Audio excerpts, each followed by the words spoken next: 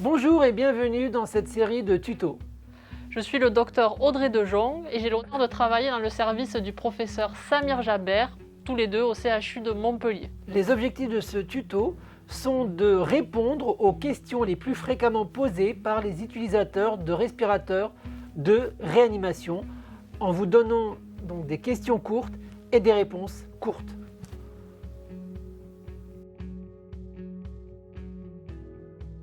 Comment régler la PEP, la pression expiratoire positive, et la fraction inspirée en oxygène, la FiO2, chez un patient? Alors, il y a deux types de patients. Il y a les patients qui n'ont pas beaucoup de problèmes respiratoires Oui. et il y a les patients qui ont des gros problèmes respiratoires et en particulier d'oxygénation. Chez un patient qui n'a pas de problème respiratoire majeur, on va régler la PEP toujours à une valeur minimum de 5 cm.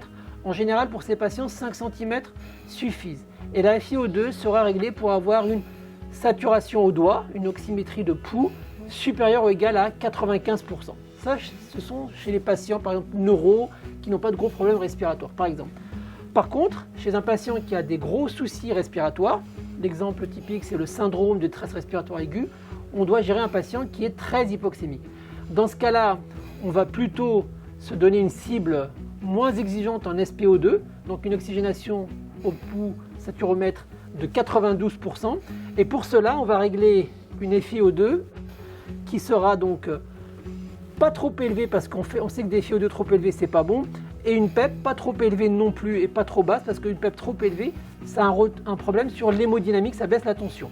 Donc on va mettre plutôt des PEP entre 10 et 15 cm d'eau chez ce type de patient et une FiO2 qui sera ensuite réglée pour atteindre une SpO2 à 92%. Et pour la diminuer, on fait le sens inverse. Donc plus le malade sera grave, hypoxique, plus la PEP sera élevée. On sera plutôt aux alentours de 15 cm. Moins le malade est hypoxique, on sera plutôt vers 5-10 cm d'eau de PEP. On voit ici par exemple que la PEP en haut sur la pression est réglée à 5 cm.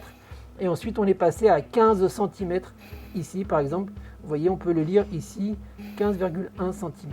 Donc c'est la pression à la fin de l'expiration pour pas que le poumon se referme. Ça permet de maintenir le poumon ouvert.